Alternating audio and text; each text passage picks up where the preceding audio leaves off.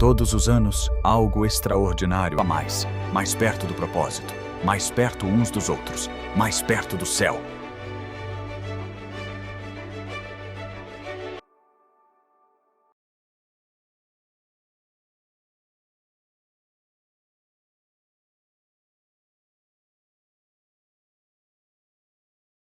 Ele então veio à minha casa e estudamos a noite toda. Durante toda a noite estudamos o livro de Daniel, do começo ao fim, incluindo o capítulo 7, o que me deixou de boca aberta. E, portanto, isso explicava como o poder do chifre pequeno mudou os tempos e as leis. E havia provas de que ele havia feito essa alteração. Algumas declarações deles estavam ali no próprio folheto. Agora, eu não sabia se isso era uma verdade histórica ou se era conjectura ou mesmo mitologia, seja lá o que fosse. Então eu disse para o marceneiro: "Tá, me deixe pensar mais sobre isso." Aí ele foi embora, e então eu fui para a biblioteca da universidade. Na verdade, eu jogava squash com um dos meus colegas na universidade, que por acaso era do departamento de teologia.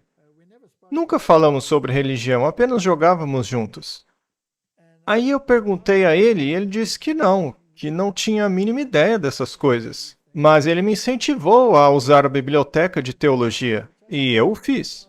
Passei algum tempo, nos meus períodos livres, vasculhando a biblioteca de teologia, pesquisando a história da igreja e tudo mais. E eis que por mais que eu tentasse negar, por mais que eu tentasse me livrar deste incômodo que o marceneiro colocou em minha mente, eu simplesmente não consegui. Eu encontrava cada vez mais evidências de que o que ele havia dito era verdade. Tentei até conversar com um amigo teólogo, mas ele não ficou muito impressionado. Eu então liguei para a Igreja Católica. Liguei para um padre, aquele que estava fazendo compras quando eu fui me confessar. E eu disse: "Você poderia me explicar essas coisas, por favor?" E ele veio à minha casa. E então eu disse a ele: "A Bíblia tem uns 10 mandamentos, o catecismo tem outro." Aí eu mostrei para ele uns versículos lá do livro de Daniel, que disse que tem um poder que mudaria os tempos e a lei, etc, etc. Ele então olhou para mim com um olhar tão vazio que eu nunca vou me esquecer. Ele disse: "Olha, eu não entendo muito de Bíblia." Quando ouvi aquilo, eu fiquei de queixo caído. "Mas você é um padre?" disse eu. "Como é possível que você não conheça a Bíblia?" "Eu não entendo porque eu sou um leigo, mas você é um padre, você tem que entender. Como que não entende a Bíblia?" Aí ele disse que a igreja possui especialistas que entendem de Bíblia e que ele poderia enviar um deles para falar comigo. Eu pensei: especialistas de Bíblia na igreja? Enfim, aí ele foi embora e me deixou com um grande vazio na cabeça. Isso não está certo, pensei eu. Preciso encontrar alguém que entenda da Bíblia, talvez um protestante. Eu então consultei novamente as páginas amarelas e encontrei o pastor metodista da cidade e pedi a ele que viesse para me esclarecer alguns pontos das Escrituras. E ele veio à minha casa também. Mas ele trouxe um jovem estagiário com ele. Eles faziam visitas missionárias em duplas. E nos sentamos e eu lhe perguntei sobre os 10 mandamentos e a suposta mudança destes. E, para variar, ele não sabia nada a respeito.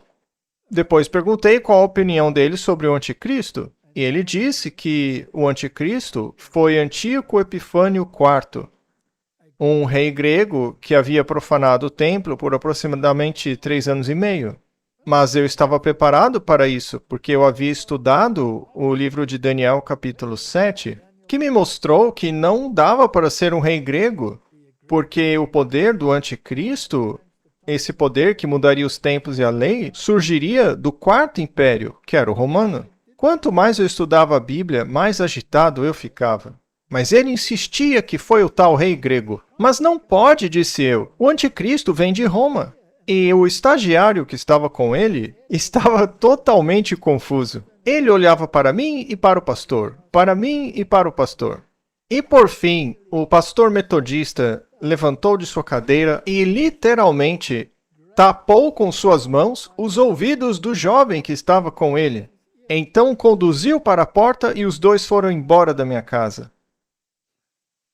E isso deixou outro grande vazio em minha mente. E agora? Bom, o mundo protestante provou-se incapaz de explicar essas coisas. Já o católico também era incapaz de explicar essas coisas. Eu então convidei o marceneiro de volta. E passamos alguns dias estudando novamente Daniel e Apocalipse. E finalmente chegamos à questão do quarto mandamento. E isso foi um grande problema para mim, porque em 6 dias o Senhor fez os céus, a terra, o mar e tudo que neles há. Ele descansou no 7º dia e, portanto, ele ordenou que o santificasse o 7º dia da semana. Eu disse para o marceneiro, isso é uma loucura, isso não faz sentido. É óbvio que o mundo não foi criado em 6 dias. O mundo tem milhões e milhões de anos. O processo evolutivo levou milhões de anos. Não existe nada de criação em 6 dias. Ele então começou a discutir comigo. Mas o professor ali era eu, ele era só um marceneiro. Como ele ousava discutir comigo? Para mim, aquilo era como Davi tentando enfrentar Golias com essa questão da evolução. Ele então se irritou, porque não conseguia responder as minhas perguntas técnicas. Aí um dia ele chegou com uma enorme pilha de livros sobre criacionismo e jogou no meu colo. Eu os levei comigo para a universidade e comecei a estudá-los, e li todos eles. Eu sou um leitor ávido, e eu concluí que nunca havia lido tanta bobagem em toda a minha vida. Eu então disse ao marceneiro que os livros dele eram um monte de lixo. A resposta dele foi me trazer outra pilha de livros. E, após analisá-los, concluí novamente que era um monte de lixo, porque aquilo não entrava na minha cabeça evolucionista. Ele então se irritou e disse, sabe de uma coisa? Eu não tenho problema com a evolução. Você tem um problema com a evolução. Por que eu deveria resolvê-lo? Você resolva isso. Isso me desanimou completamente. Eu não soube responder àquilo. Então, lá fui eu, para o meu escritório. Peguei todos os livros sobre evolucionismo que eu tinha em minha prateleira e comecei a comparar com o que estava escrito nos livros dele.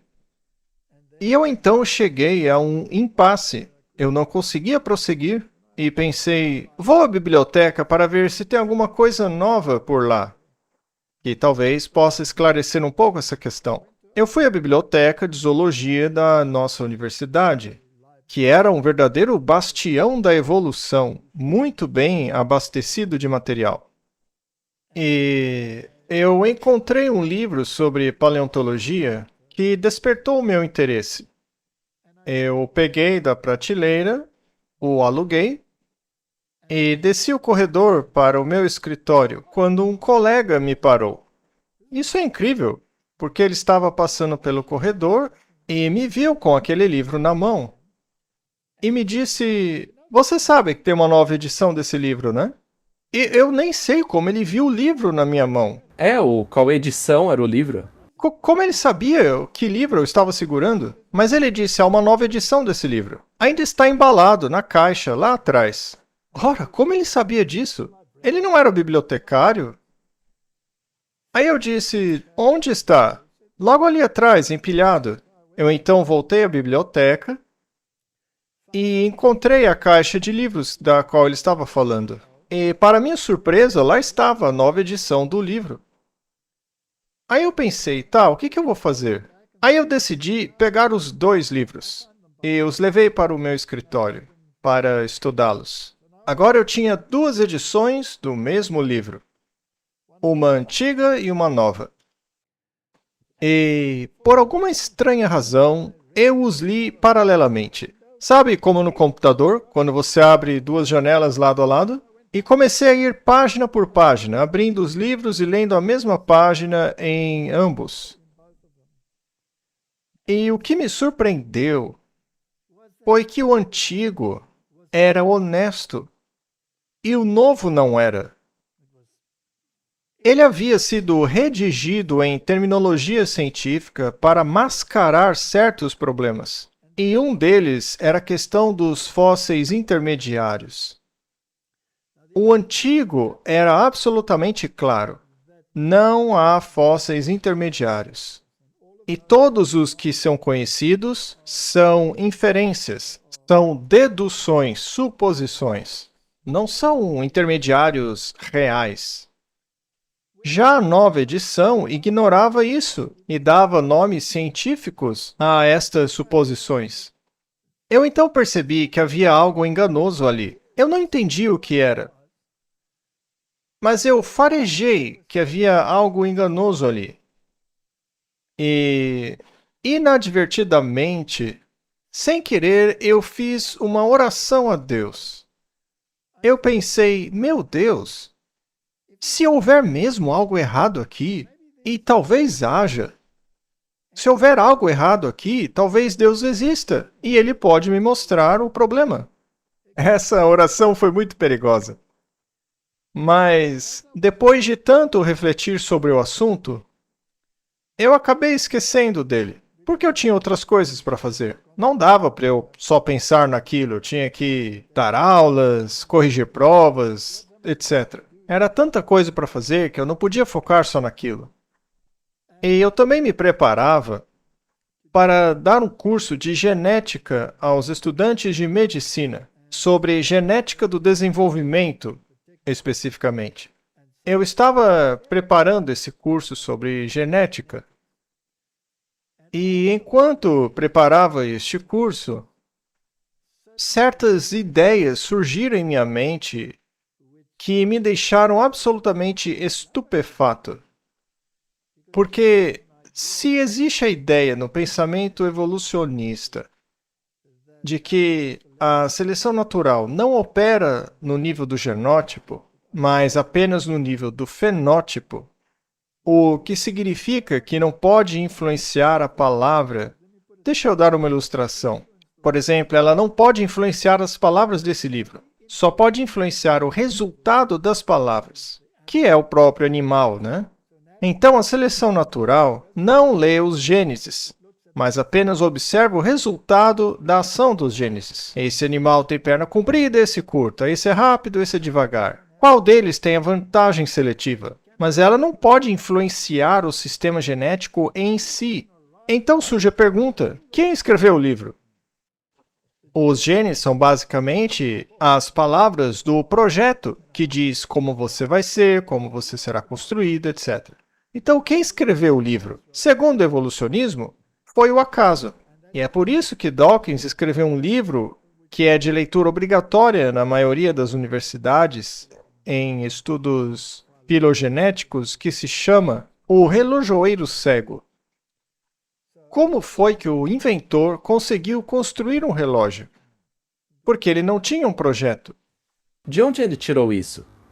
Ele escreveu o livro. Mas a que conclusão ele chegou? Ele chega à conclusão de que o relojoeiro era cego. Ele apenas juntou as peças e, por acaso, com o tempo suficiente, todo o relógio acabou se encaixando. Mas a genética é muito mais intrincada, muito mais complexa e precisa. A genética é um fenômeno que tem que ser absolutamente preciso, pois qualquer alteraçãozinha pode acabar em um repolho ao invés de um ser humano, caso haja alterações genéticas. Basta uma pequena disjunção cromossômica ou algo assim, e pronto, você tem um desastre com os descendentes. Então as perguntas começaram a surgir. Como aconteceu tudo isso? Eu então elaborei algumas perguntas básicas. Eram cerca de 10. Eu as coloquei no papel sem ter as respostas. E no nível universitário, há uma aula de debate com colegas e alunos da pós-graduação sobre como funcionam os processos evolutivos, sejam eles rápidos ou lentos. Os rápidos têm um certo nome, os lentos têm outro nome, são ideias filosóficas. E eu decidi escrever as minhas 10 perguntas ali no quadro. E eu não esperava o resultado daquilo. Tudo o que fiz foi escrever 10 perguntas no quadro. E isso gerou um pandemônio. Caos total. Eles ficaram furiosos comigo, porque as perguntas eram impossíveis de responder. Elas viraram a filosofia da evolução de cabeça para baixo. Eu agora tenho uma palestra chamada de As 10 Perguntas. 10 pontos para reflexão. 10 pontos para refletir, que é basicamente as perguntas que eu coloquei lá. Mas hoje tem alguns pontos que antes não tinha. Mas apenas as 10 perguntas acabaram com a minha carreira, a ponto de eu não conseguir mais atuar lá e ter que pedir demissão da universidade. Martin, por favor, me envie o link para esta palestra das 10 perguntas. Muito bem. Então você está caminhando passo a passo em direção à verdade. E a propósito, vejo que no cenário de vocês, as Bíblias estão bem aí do lado. Sim. Isso resume perfeitamente o seu testemunho, o seu ministério já há décadas.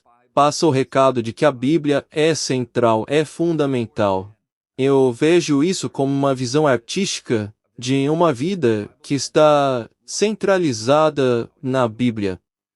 Mas enquanto você estava caminhando na direção da verdade, você ainda estava livre das manifestações demoníacas? O exorcismo católico ainda estava funcionando? Qual foi a reviravolta na história? E depois também quero voltar à sua universidade, porque agora todo mundo está bravo com você. Mas antes, comece pela caminhada espiritual e como você foi protegido do inimigo. Boa observação. Fico feliz que você me trouxe de volta no ponto, porque eu já havia me desviado um pouco. Muito bem. O exorcismo católico se manteve eficaz até aquele momento. Assim que comecei a consultar este livro e a perceber que as primeiras palavras deste livro, que dizem no início Deus, e aí segue com o relato da criação em 6 dias, quando percebi que talvez fosse um fato e não um mito, isso causou em mim uma mudança enorme de mentalidade. E não é uma coisa que acontece de uma hora para outra, porque há muita coisa para se racionalizar e pensar, ponderar, reorganizar, enfim. Portanto, foi um processo lento e doloroso. Mas à medida que eu me envolvia no estudo da Bíblia, as manifestações voltaram com tudo, com uma força que você nem imagina. O mesmo tipo de eventos catastróficos que aconteciam antes. Foi um verdadeiro pandemônio. Os estrangulamentos noturnos voltaram, os gritos, doenças, tudo voltou com muita mais força. Mas e agora? A quem recorrer? E o interessante é que eu estava refletindo sobre tudo isso, depois de ter estudado bastante. Nesse ponto, eu já sabia, por exemplo, que os mortos não sabem de nada, eles estão dormindo. Isso tem a ver com o que conversamos a respeito do inferno no início. Pois o meu pai e minha mãe já tinham falecido, então era muito reconfortante para mim saber que eles não estavam cientes da confusão que estava a minha vida. Eles estavam dormindo em paz, aguardando a ressurreição. E eu agora estava num caminho onde a Bíblia estava se tornando a norma da minha vida, e não mais a igreja, seja protestante ou católica, porque ambas foram à minha casa e não me deram resposta. Então, o único lugar onde eu podia procurar por elas era na Bíblia. Assim, quando a minha busca pela verdade começou a se harmonizar com o que a Bíblia dizia, eu me tornei muito envolvido com a maneira alternativa de pensar com relação à criação, e que o que vemos no registro paleontológico é um registro de catastrofismo baseado na geologia do dilúvio e o dilúvio universal, conforme escrito na Bíblia. Isso explica muito melhor os fenômenos que observamos na ciência. A partir daí, todas essas coisas começaram a acontecer e a se manifestar na minha casa. E o único recurso que eu tinha era a oração. E aquele marceneiro, que havia sido muito importante, me apresentou a algumas pessoas da igreja que começaram a orar por mim. E quando elas começaram a orar, as coisas se acalmaram na minha casa. E então, incrivelmente, recebi um telefonema. Isso foi mais de um ano depois.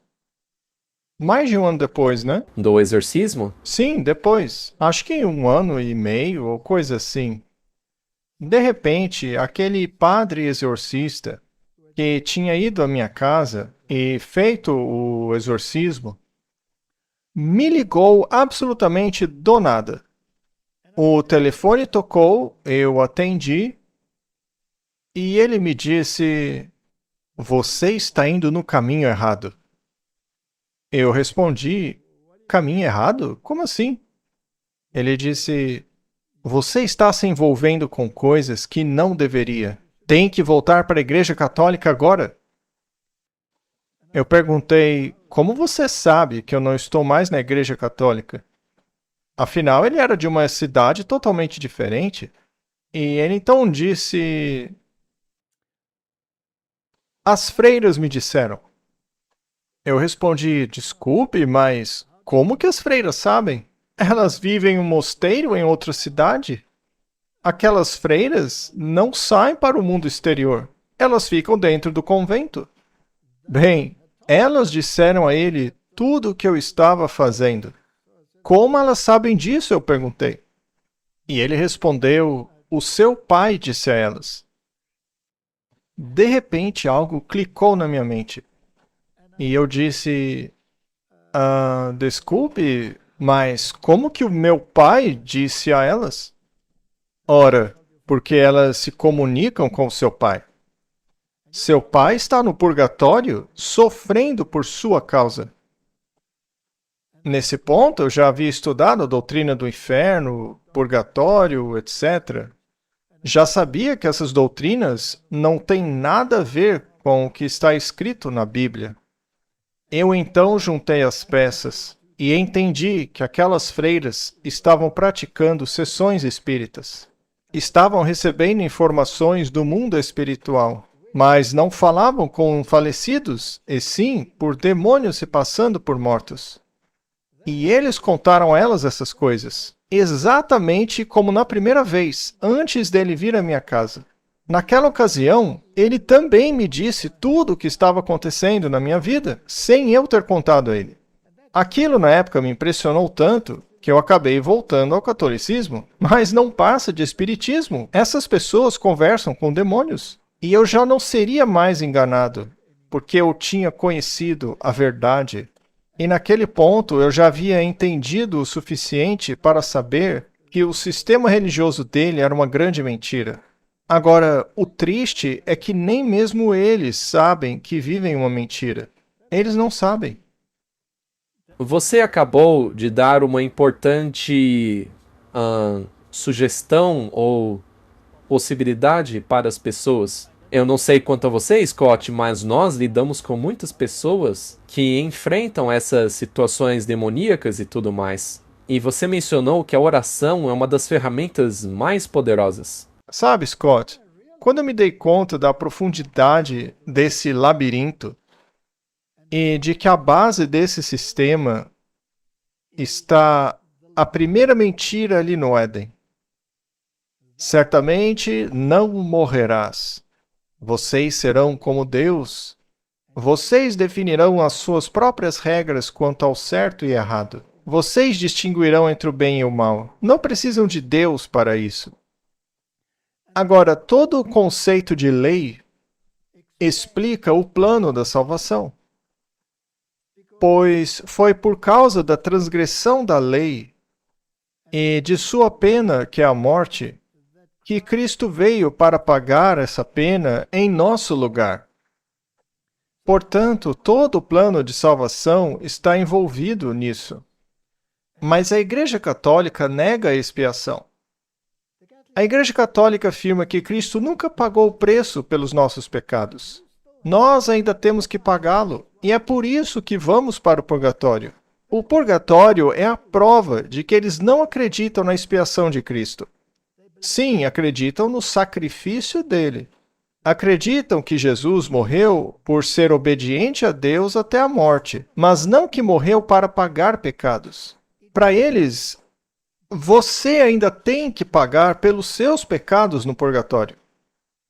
Além disso, você seria imortal, o que faz de você um Deus. Neste caso, o Filho de Deus se tornou homem para que nós pudéssemos nos tornar Deus. Eles afirmam isso textualmente no catecismo.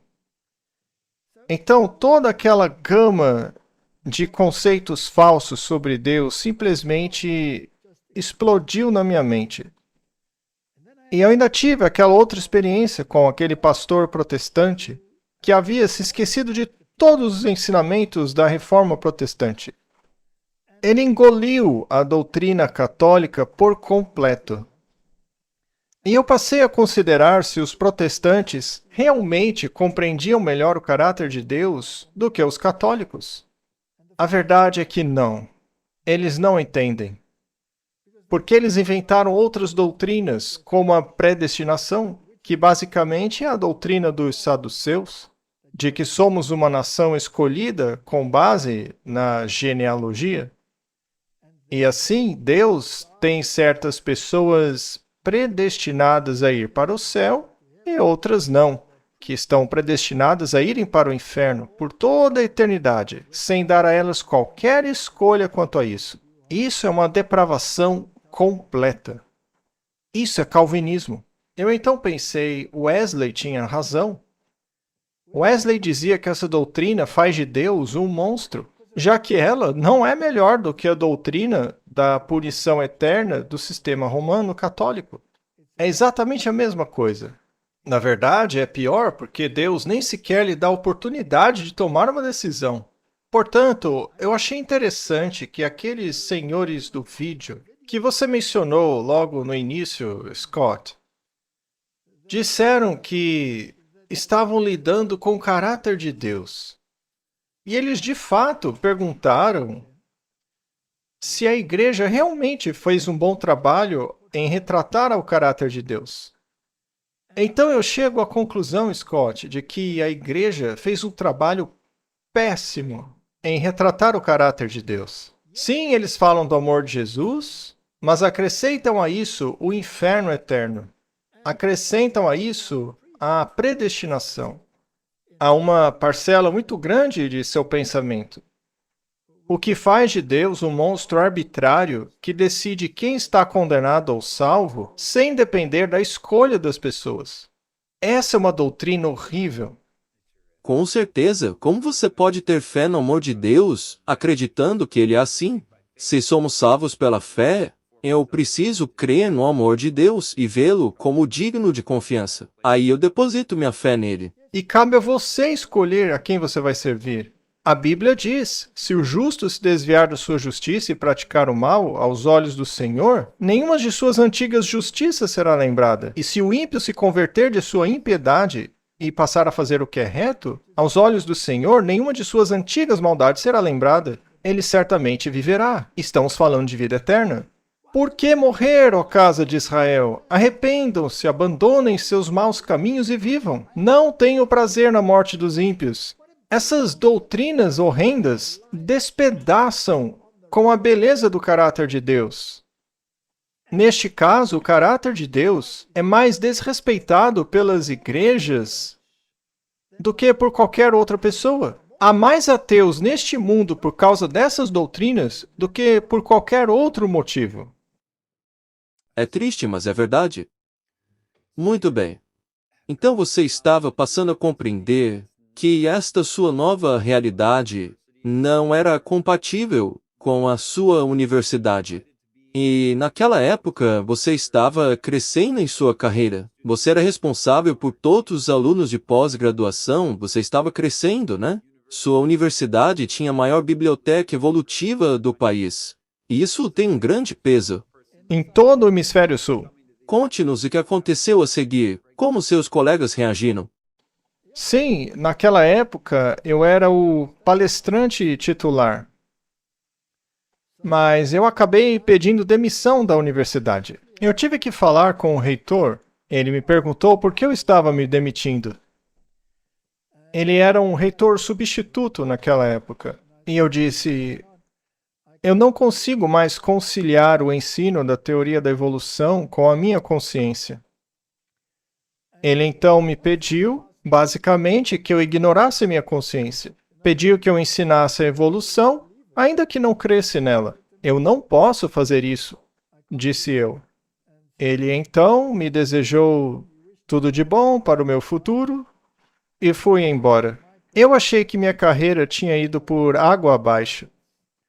Veja, em termos acadêmicos, eu era uma estrela em ascensão, eu era um jovem acadêmico. Eu já era um professor titular nessa idade. E essas vagas são muito escassas. Há apenas uma ou duas em cada departamento. Você tem que esperar até que alguém morra para conseguir o lugar dele. Assim, eu pensei que a minha carreira universitária havia acabado. Eu então passei a me dedicar à agricultura por 9 meses, pois, como um zoólogo, eu tinha afinidade em trabalhar com gado e animais desse tipo. Então, eu fiz uma parceria com alguns sócios e começamos um negócio de pecuária leiteira. E eu aprendi rapidamente como é difícil uma sociedade. Mas eu vou deixar essa história de fora. Mas em 9 meses nós estávamos praticamente falidos. E um dos motivos da falência não teve nada a ver com os meus sócios, mas com a política governamental. Pois o nosso governo era o pária do mundo na época, por causa do apartheid. E assim, como nação, fomos submetidos a sanções internacionais, o que significava que o valor da nossa moeda despencou e as taxas de juros dispararam. Assim, o que começou como um empréstimo de 5% para uma empresa acabou se tornando um empréstimo de 36%. E nenhuma fazenda era mais capaz de gerar renda. Então, muitos agricultores e indústrias faliram completamente, inclusive eu. E enquanto eu me perguntava como iria alimentar minha família nessa situação deplorável, porque tudo havia dado errado, um dia minha esposa e eu nos ajoelhamos.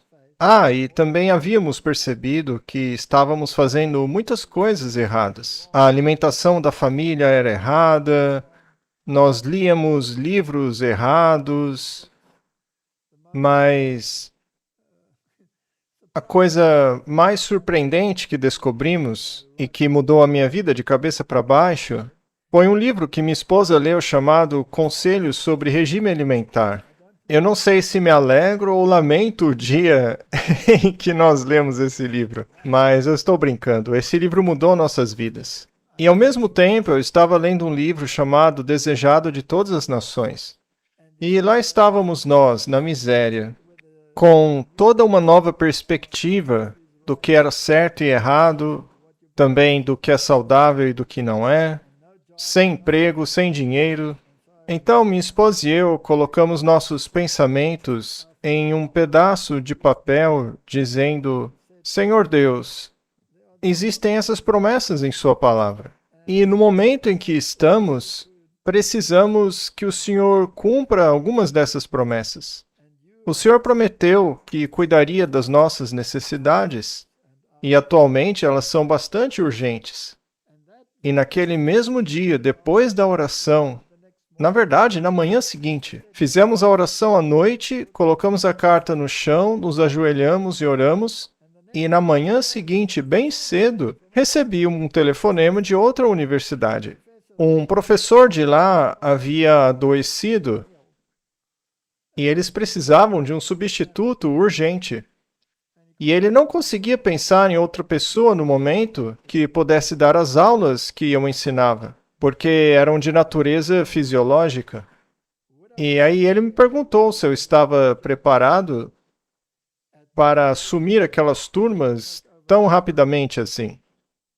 Eu então perguntei a ele: você já ficou sabendo das mudanças em minha vida, certo? Ele disse: sim, eu sei.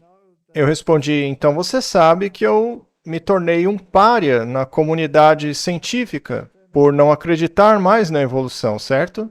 E ele disse: sim, mas eu preciso de um neurofisiologista. Eu então fiquei feliz e respondi: tudo bem. E ele respondeu: ok, vou cuidar da papelada, eu te ligo mais tarde. Então ele me ligou de volta naquele dia e disse: bem, tudo bem para você começar na segunda? Eu disse: o quê? Segunda-feira? O telefonema foi na sexta. Isso criou um problema ainda maior, porque eu tinha uma fazenda leiteira agora. E as vacas não esperam para ser ordenhadas, né? Quem vai cuidar delas? Assim, surgiu outro problema. Eu disse: olha, eu já ligo para você, tá? Nós então lutamos com Deus e dissemos: Senhor, temos um grande problema agora, porque só temos 2 dias. E na segunda eu já tenho que estar na universidade. E a questão agora, quem é que vai cuidar da fazenda? Havíamos acabado de dizer isso quando alguém bateu à nossa porta. Abrimos a porta e lá estava um jovem casal. Eu não conhecia esse casal. Eles haviam vindo de um outro país, do Zimbábue. E o Zimbábue estava passando por um período de turbulência naquela época. Esse casal guardava o sábado. Eles trabalhavam em uma fazenda leiteira também. E eles não queriam realizar o trabalho exigido na fazenda no dia de sábado. Assim, eles foram expulsos da fazenda em que trabalhavam por causa do sábado. E disseram que precisavam de um lugar para ficar. E que trabalhariam de graça se conseguissem um lugar para ficar. Então eu perguntei a eles: vocês gostariam de administrar nossa fazenda leiteira? A fazenda dá um pouco de dinheiro. Não cobre todas as despesas da fazenda, não cobria mais os juros do banco. Mas se vocês aceitassem essa pequena renda, conseguiriam viver razoavelmente com ela. E aí, se eu conseguir um emprego na universidade, consigo pagar as dívidas com o salário que vou receber. Vocês aceitam? Eles ficaram muito felizes, pularam de susto. Então veja, em um único dia, Deus me deu um emprego na universidade e me deu um jovem casal para cuidar da fazenda. Scott, isso é incrível, porque o meu emprego na universidade não era fixo, eu estava substituindo um professor. Mas durante esse período recebi o salário de professor universitário, que corresponde a 1 ano. Trabalhei lá por 1 ano. Aí o professor a quem eu havia substituído voltou. E eu perguntei a Deus: e agora, Senhor? Aí o telefone tocou de novo. Imediatamente após eu precisar de outra universidade, que era a Universidade da Cidade do Cabo, que é a mais prestigiosa do país, onde eu também fiz meu doutorado. E é claro, eles me conheciam bem, porque eu havia feito meu doutorado sob a orientação deles. E também era para substituir um professor. Só que este professor não estava doente, ele apenas queria tirar 1 ano para descansar. Então eles me pediram para substituir esse professor por algum tempo. Veja, quando todo mundo sabe que você não é mais evolucionista, ninguém quer se comprometer com você.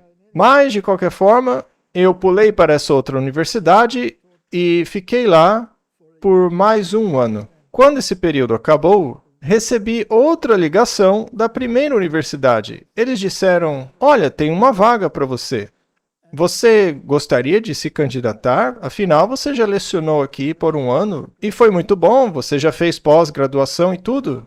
Você já tem uma boa qualificação. Por acaso, você gostaria de aceitar essa vaga? E eu disse, ok. Afinal, eu não tinha outras escolhas, né? Se você quer me oferecer esse emprego, muito bem. Beleza, o emprego é seu, disse ele. Ótimo, obrigado. Mas 2 dias depois ele me ligou e disse, olha, aconteceu um negócio, você não pode mais ficar com aquela vaga, tá? Eu respondi, tá bom, mas o que aconteceu? Então, na África do Sul, fizeram novas leis a respeito da questão racial, né? E essa lei nova diz que pessoas que não têm a aparência europeia como a minha deveriam ter preferência para a vaga. Então, a nova lei os impedia de me contratar. Eles não podiam dar a vaga para uma pessoa branca. E por essa razão, eu não consegui o emprego. E então eu disse, Senhor, e agora? E um dia depois, ele me ligou de volta e disse, o emprego é seu. Como assim? É que a outra pessoa que ia pegar o emprego recusou pelo salário baixo. E você vinha logo após ele na lista. Nestas circunstâncias, a lei nos permite dar o emprego a você, porque no documento você constava como o segundo da fila. Aí eu pensei, uau, isso é incrível. Eu nem me importei com o salário mais baixo, eu só queria sobreviver. Aí aceitei o emprego e finalmente tinha um cargo permanente na universidade. E eu fui até lá, me acertei com o diretor e comecei a trabalhar. Foi incrível. Deus é tão meticuloso no que faz. Eles estavam plenamente cientes do meu posicionamento. Eu não ia ensinar evolução. Eu não ia me envolver com isso. E ainda assim me deixaram em paz com relação a isso. Mas aí eu disse a eles, olha, eu também não vou trabalhar aos sábados. E eles responderam, tudo bem, tudo bem, tudo bem, sem problema. Eles também estavam precisando muito de um professor. Então, Scott, é interessante. Veja, eu não tinha muita informação sobre alguns assuntos das questões paleontológicas que eu tinha em mente sobre a evolução. E o Instituto de Geociências, que contava com alguns cientistas muito competentes naquela época, nos Estados Unidos, que eram cientistas muito meticulosos, com muitas publicações, eles eram criacionistas. Eu me refiro a pessoas como Harold Coffin e Ariel Roth. Eles já morreram, mas foram grandes pilares. Bom, aconteceu que eles me convidaram para ir aos Estados Unidos para acompanhá-los em uma viagem de campo para entender como eles interpretam o registro paleontológico. Era uma incrível oportunidade, mas eu tive que recusar porque havia acabado de conseguir um emprego. Aí eu estava lá no trabalho pensando, puxa, seria tão legal fazer esse curso. Seriam 6 semanas maravilhosas, mas não há chance de fazer isso. Porém, aconteceu que havia tanta turbulência política no país na época, houve tantos tumultos nas universidades, houve até apedrejamentos, incêndios em edifícios, destruição, carros queimados, equipamentos danificados em universidades. Bem na época em que eu ia começar o meu novo emprego. E em meio a toda essa turbulência, a universidade acabou sendo fechada temporariamente. Eu então fui ao reitor e perguntei, e agora? O que vai acontecer? Por quanto tempo a universidade vai ficar fechada? 6 semanas, disse ele. Isso quer dizer que eu posso fazer qualquer coisa em 6 semanas? Eu não preciso vir aqui para trabalhar? Afinal, eles estavam quebrando tudo e tinha polícia por toda parte, toda essa coisa, né? Aí ele disse, Walter, vá para casa e fique lá por 6 semanas. Tá, mas eu preciso ficar por perto, você vai precisar de mim. Walter, você pode ir para a Lua que eu não me importo. Não volte aqui por 6 semanas, mas a gente vai te pagar. Gente, isso não é incrível? Claro que é espetacular. Só o fato de, para começar, você, como um criacionista, ter sido chamado para lecionar justamente nessas áreas. Aliás, você não era o chefe do departamento de zoologia? Não, lá eu trabalhava num cargo comum de professor. Eu fui de um nível de professor sênior para o de um professor assistente. Mas durante 6 semanas eu frequentei o Instituto de Geociências e participei de excursões com Ariel Roth e Harold Coffin. E isso ampliou muito meu pensamento e compreensão e acabei elaborando uma série completa sobre evolução. Eu não apresentei o projeto na universidade, mas os alunos se interessaram e perguntavam a respeito por horas após o expediente. E apenas isso já havia causado muita consternação. Bom, eles sabiam que eu era criacionista, mas como professor, eu estava acostumado a trabalhar com alunos de pós-graduação. Imediatamente, muitos alunos se interessaram pelo que eu estava ensinando. Então, eu tinha uma série de alunos de pós-graduação que iniciou um programa de pesquisa na universidade que foi um sucesso estrondoso. Eu tive 25 alunos de pós-graduação trabalhando sob a minha supervisão, mas eu ainda era um substituto. Mas aconteceu que o professor ficou doente. Ele teve câncer. Ele disse que só tinha alguns meses de vida, mas viveu apenas por 6 semanas. E ele morreu. Sendo assim, abriu uma vaga de professor. E o reitor da universidade me abordou e disse: "Olha, eu tenho te observado. Você tem um enorme projeto de pesquisa em andamento e você tem menos de 1 ano aqui. Você não quer se candidatar à vaga?" E eu respondi bem a ele: "Você tem certeza que quer que eu me candidate a esta vaga?" "Claro, quero sim", disse ele. Então eu me candidatei à vaga, mas achava que não tinha a menor possibilidade de conseguir aquele cargo. E a universidade realizou o que eles chamam de comissão de busca, para encontrar um candidato adequado para aquela posição. E anunciaram a vaga para o mundo todo. E alguns candidatos se inscreveram. Um deles era de uma universidade muito importante lá da Inglaterra. Na verdade, uma das 2 maiores. Eu não vou mencionar qual, mas acabou que havia apenas 2 candidatos para concorrer à vaga.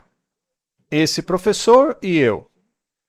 E tendo em vista meu histórico de publicações, meu programa de pesquisa de pós-graduação, eu e este outro professor que concorria à vaga, que veio de uma grande universidade no Reino Unido, estávamos disputando-a voto a voto. E aconteceu que a comissão não se decidia sobre quem contratar. A comissão disse: "Esse Walter, ele começou esse programa de pesquisa com praticamente nada. Precisamos desse tipo de proatividade em nossa universidade. Vamos contratá-lo." Mas outros disseram: "Não, mas a outra universidade é muito prestigiosa.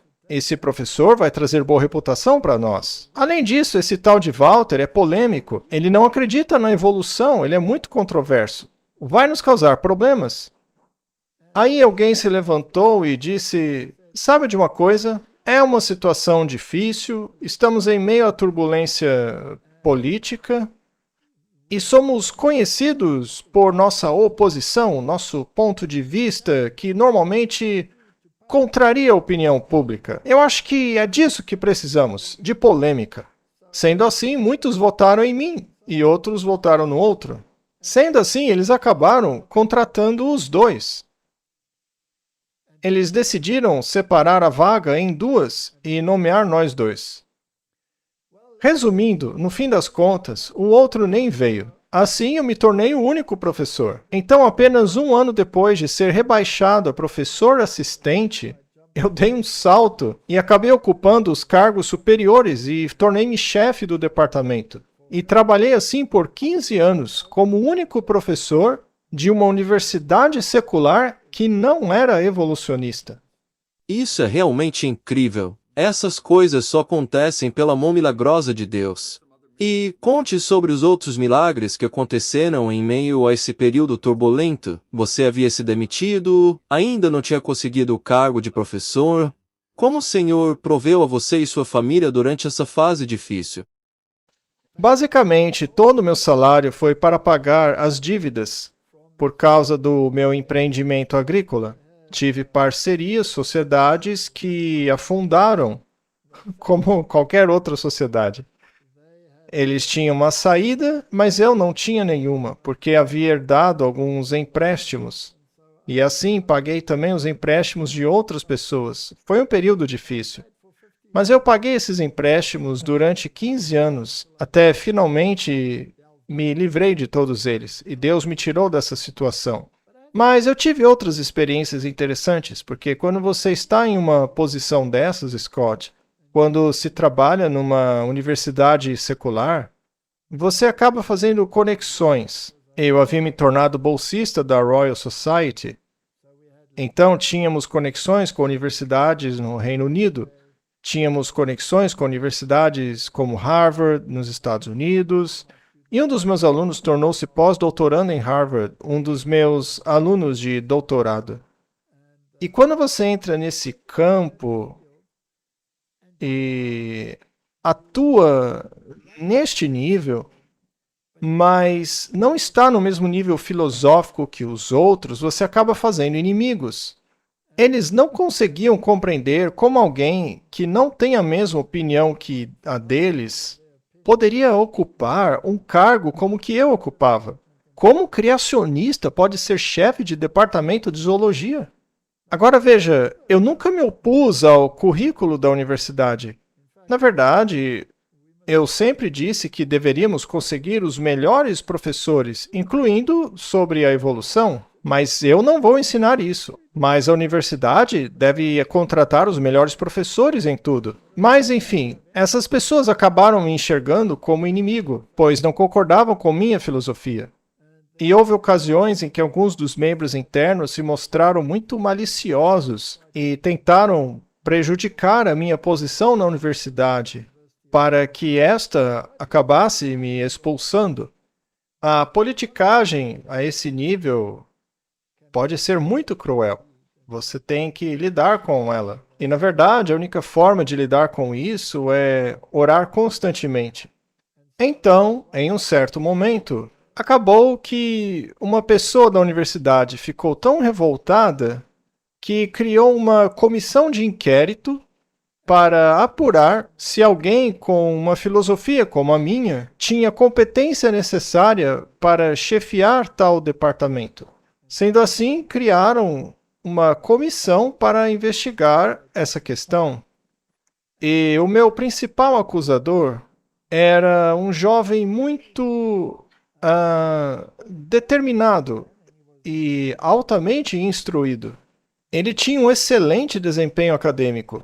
Curiosamente, ele trabalhava no meu departamento. Eu era o chefe dele e ele não gostava disso. Então, ele elaborou um documento com queixas e argumentos contra tudo o que eu defendia.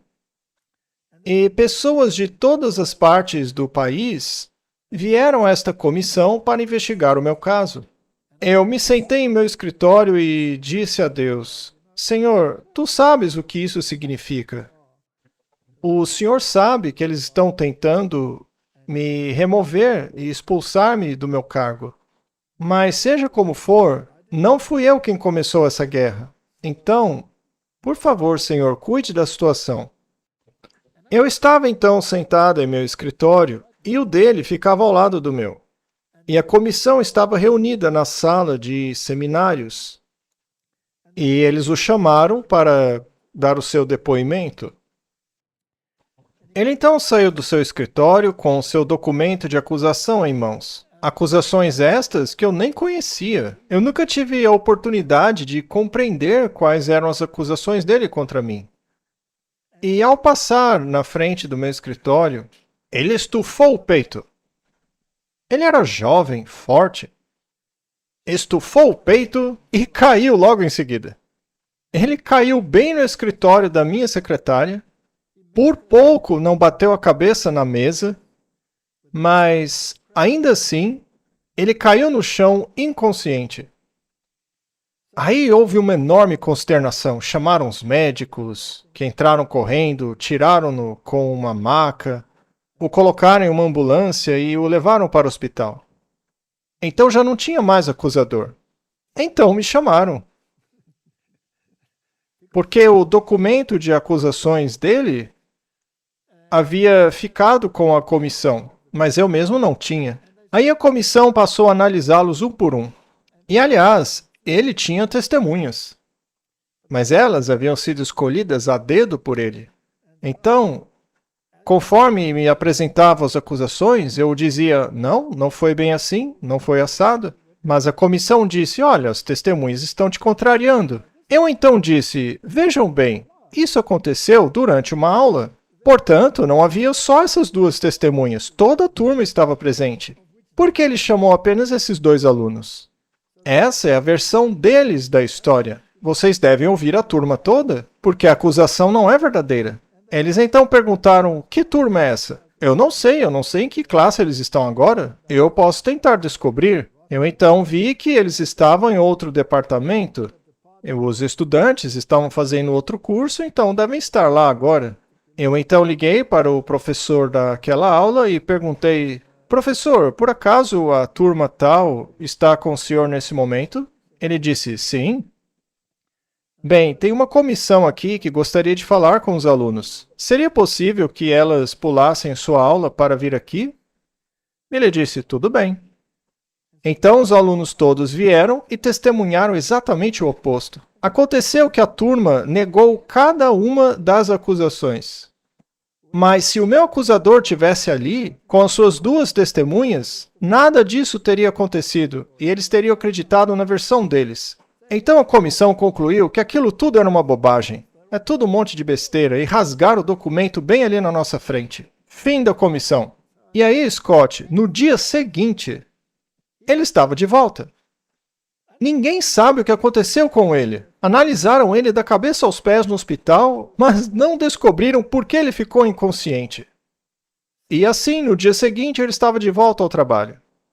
E ele descobriu que todo o seu plano havia desmoronado. Sabe, eu acho espetacular como Deus pode mudar as coisas em um segundo. Eu pensei comigo mesmo, uau, isso é espetacular.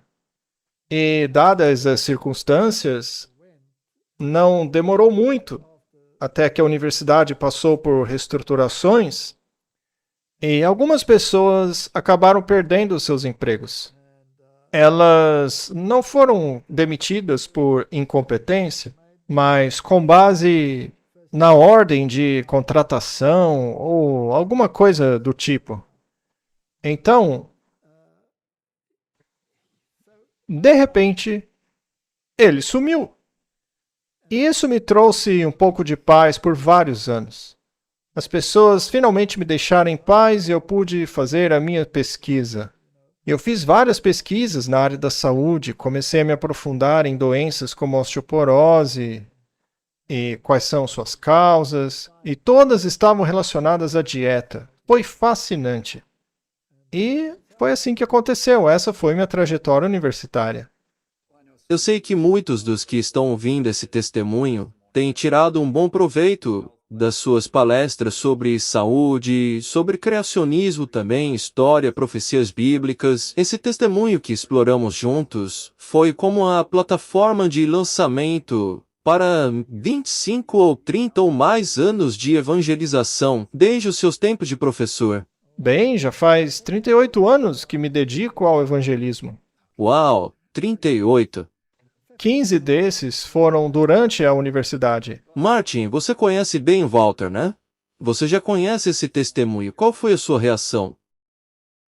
O testemunho dele? Eu quero que você fale um pouco, Martin. A história dele me deu muita esperança e também confiança. Veja, O meu passado também foi muito diferente de onde estou agora. E só uma coisa que você mencionou, mas acho que você pode falar mais a respeito. Mas com relação ao tempo em que o padre te ligou, depois disso, as manifestações ainda continuaram acontecendo na sua casa? Bem, depois disso, quando o padre me ligou, eu percebi que tinha que tomar uma decisão. Eu estava em cima do muro. E a minha questão, naquela altura, ainda era o sábado. Porque eu não estava totalmente convencido de uma cronologia curta na criação deste planeta. E eu não podia ser hipócrita e guardar um dia em comemoração a uma criação tão curta de 6 dias. Eu tinha que acreditar nisso. Agora, quando eu ainda estava na outra universidade, quando ninguém sabia ainda que essa transformação estava passando pela minha mente, eu nem havia ainda apresentado aquela palestra, uma secretária da universidade me entregou um folheto. Na verdade, era mais como um documento. Ela disse: "Você poderia ler isso, por favor?" E do nada ela disse isso. Eu peguei o documento e vi que era sobre o dia de sábado. Por alguma razão, eu não tive tempo porque estava envolvido com outras coisas, com algum projeto de pesquisa ou algo assim. Eu não tive tempo de ler. Aí eu dei para minha mulher. Eu disse: "Leia isso e descubra do que se trata." Eu dei a ela. E ela leu. O documento era um argumento a favor do domingo. Fascinante. O documento dizia que o domingo deveria ser o novo dia de descanso. E minha esposa leu aquele documento que havia sido escrito para quem guardava o domingo. E ela chegou à conclusão de que ele estava errado e de que guardar o 7º dia é o sábado correto. Ela viu que todo o argumento do documento era baseado no que o bispo fulano de tal dizia, mas que não citava um verso bíblico para corroborar o argumento. Por outro lado, o argumento a favor do sábado era todo corroborado pela Bíblia. Ela então me disse que agora passaria a guardar o sábado. O que me deixou perplexo, pois eu não estava preparado ainda. Ela foi adiante de mim neste assunto. Então, minha esposa, com base neste documento contra o sábado, que me foi dado do nada por uma secretária que não fazia ideia do que estava passando na minha cabeça. Ora, por que ela me daria isso? Eu acabei dando a minha esposa. Mas isso me colocou para pensar. E, finalmente, através de oração, a paz e a calma foram restaurados em minha casa. E os fenômenos sobrenaturais deixaram de acontecer. E eu percebi que agora eu tinha que passar a me envolver com aqueles que conhecem a verdade, que, segundo a Bíblia, são os que guardam os mandamentos e se apegam ao testemunho de Jesus. Assim, eu me tornei adventista do 7º dia. E isso acabou não agradando muita gente. Na verdade, um dos meus colegas da universidade me ligou e me repreendeu duramente por essa decisão estúpida. Porque esta seita, esses adventistas, baseiam suas doutrinas no que escreveu uma certa Ellen White. Eu então perguntei à minha esposa: "Quem é essa Ellen White?" "Scott, eu era um adventista batizado. Tinham me dado estudos bíblicos. Meus estudos bíblicos foram dados por pastores adventistas, e mesmo eles nem sequer mencionaram Ellen White. Para mim isso é muito estranho. Talvez estivessem com medo da minha reação. O que diria esse cara esquisito da universidade? Ele não vai acreditar nisso? Sei lá. Mas eu nunca tinha ouvido falar de Ellen White. E por isso eu continuei comendo tudo errado, eu ainda bebia álcool, bebia vinho. Ninguém tinha me dito que essas coisas eram erradas. Eu simplesmente não sabia. E quando esse colega veio até mim, referindo-se a Ellen White com grandes palavrões e raiva, Eu pensei, por que ele está com tanta raiva? Provavelmente há algo de bom nela. Eu então me lembrei que um colportor havia trazido uma caixa de livros. E talvez houvesse algo interessante lá dentro. Foi aí que coloquei as mãos na caixa e o primeiro livro que tirei se chamava O Desejado de Todas as Nações. E o primeiro que a minha esposa tirou foi o Conselho sobre Regime Alimentar. E lemos os dois livros ao mesmo tempo. Eu estava convencido de que quem escreveu aquilo certamente era inspirado, porque cada palavra estava em harmonia com a palavra de Deus, e simplesmente fez com que a Bíblia explodisse, se tornasse relevante. E algumas das tipologias que você não tinha percebido antes, agora eram apresentadas de uma maneira incrível para mim. E conhecer esse indivíduo chamado Jesus Cristo, que antes para mim era uma figura vaga, agora se tornou real. Então, ela mudou o nosso estilo de vida. E eu não me opus a ela nessa questão. No começo foi difícil, mas a oposição que encontramos em relação a isso, na verdade, nos convenceu de que ela estava certa. Muitas vezes, os argumentos que nos apresentaram para nos opormos a ela acabaram nos aproximando de seus escritos. Portanto, se a oposição se torna muito veemente, você deve analisá-la e concluir, afinal, por que há tanta oposição contra algo? Será que há algo que alguém quer que você negligencie ou ignore? Portanto, você tem que fazer um estudo bíblico muito completo. E eu comecei a estudar os alimentos puros e impuros. Por que uns são impuros? Por que outros são limpos? Por que essas leis ainda estão em vigor e não foram relegadas ao lixo da teologia do Antigo Testamento? Como dizem por aí, né? Leis como, digamos, o comportamento durante o ciclo menstrual da mulher, etc, etc. Por que a Bíblia contém todas essas leis se todos as ignoram? E sendo um fisiologista e trabalhando na área médica, comecei a pesquisar sobre isso e me dei conta que as pessoas que cumprem essas leis ainda hoje, como as senhoras judias ortodoxas, por exemplo, elas não têm doenças do mundo ocidental, elas não têm endometriose ou cânceres virais que o resto do mundo tem.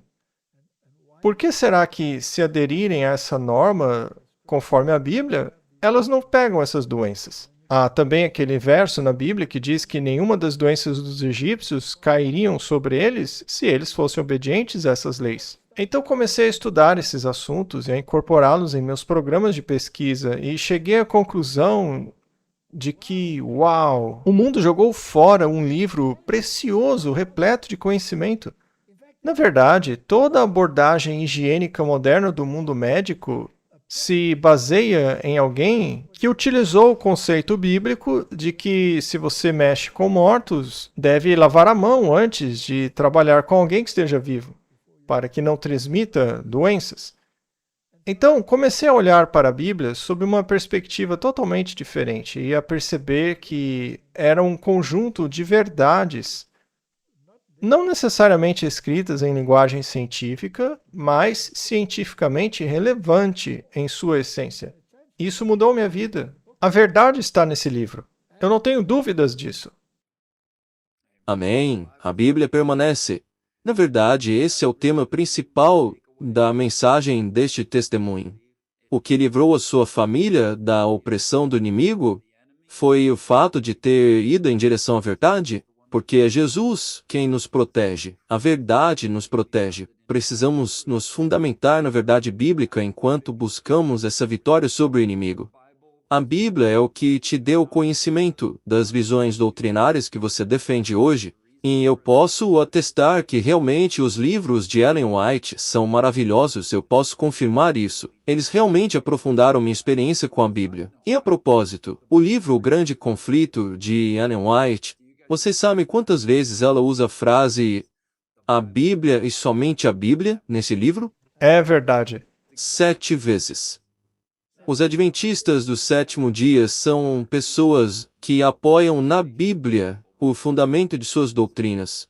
Assim, quando eu entrei na igreja, eu não entendia muito bem o papel de Ellen White e essa questão do dom profético na igreja remanescente. Eu estava indeciso sobre essa questão, mas concordava que nosso fundamento é a Bíblia. E isso a gente tira da própria Bíblia. Sabe, Scott, o que me surpreende é que a Bíblia diz: busquem e encontrem, peçam e lhes será dado. O problema do mundo é que as pessoas não procuram e não perguntam, e não buscam.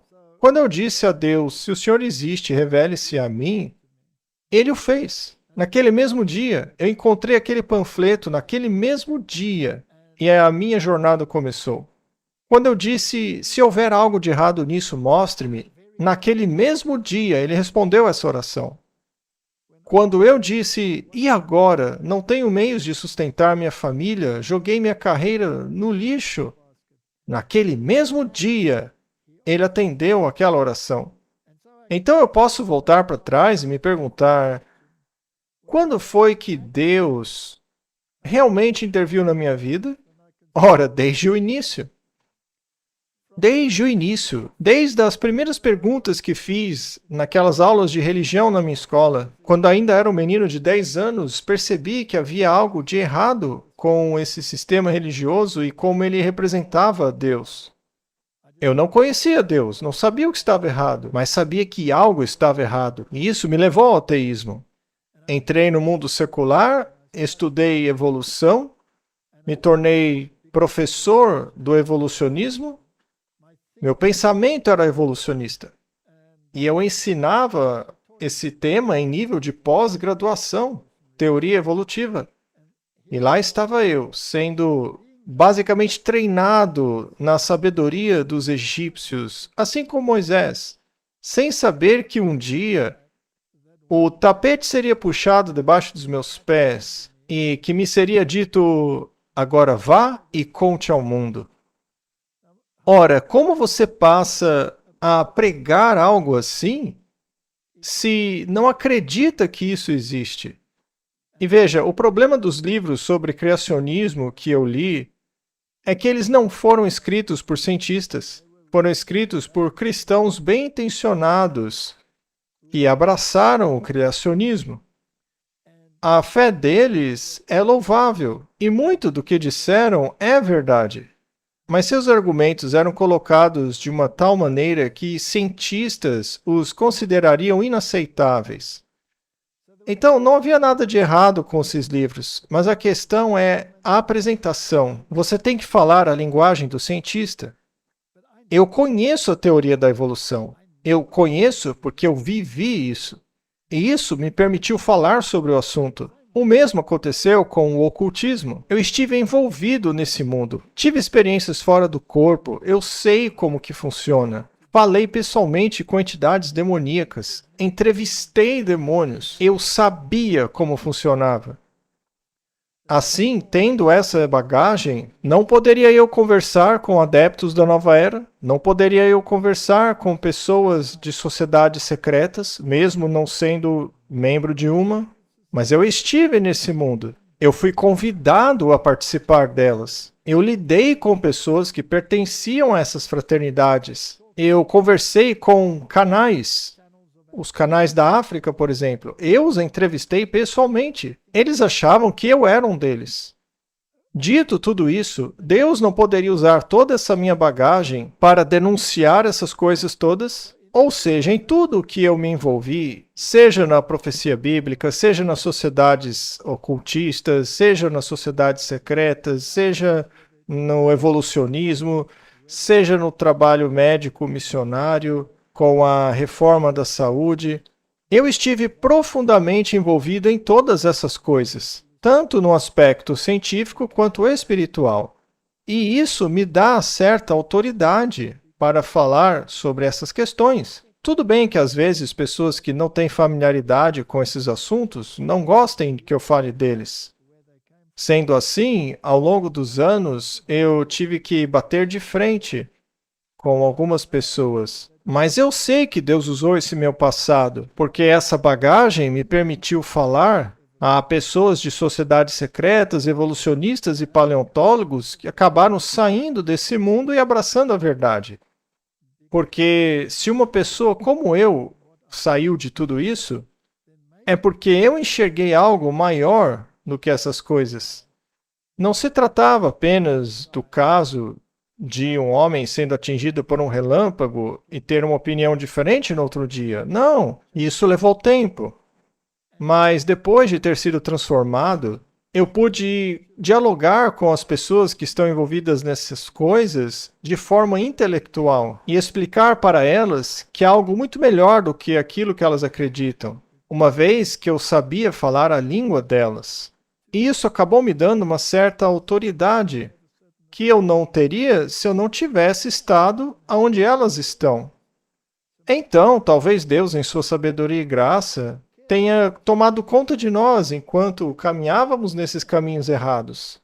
Ele se importa conosco, ele morreu por nós. Ele sabia que no futuro nós veríamos a luz e caminharíamos para o caminho certo. Mas para isso, cada um precisa dizer: Senhor, mostre-me a luz. Eu não vou me opor a ti. Amém, amém. Martin, ou devo me dirigir a vocês dois? Bem, Walter e Martin, eu sinto que vocês são os meus amigos. E com todo o respeito, professor White, em nome de milhões de pessoas que foram tocadas por suas palestras, pelo seu evangelismo, eu tenho uma profunda gratidão pelo seu serviço a Deus, por perseverar em meio às dificuldades, por ter enfrentado essas situações, por ter identificado claramente a mão do Senhor em sua vida desde o princípio. É como você disse, Deus começou a intervir desde o início. Então, querido telespectador, Deus está intervindo em sua vida hoje. Ele sempre esteve e está agora. Neste vídeo ele está falando a você. O link para saber mais está aqui na descrição. Para saber mais sobre profecias e esses temas. O tempo é curto, então assista aos vídeos, abra sua Bíblia, ore ao Senhor e peça a Ele, assim como Walter fez. Peça que Ele se revele a você e Ele o fará. Esta promessa está na palavra de Deus. Isto é uma exigência. Peça e receberá. Pergunte a Deus, desafie-o. Diga a Ele: isso é verdade? Então mostre-me. E Ele vai responder. Amém. Irmãos, foi uma honra estar com vocês, e com cada um de vocês, telespectadores. Meu nome é Scott Hitzema. Não deixe de visitar o Clash of Minds, o canal do Walter Weiss e do Martin Smith, e também o nosso canal Belt of Truth Ministries no YouTube. Irmãos Walter Weiss e Martin Smith, muito obrigado por terem participado aqui conosco hoje. Que Deus os abençoe. Obrigado, Scott. Foi um privilégio conversar com você. Obrigado, Walter. Obrigado, Martin.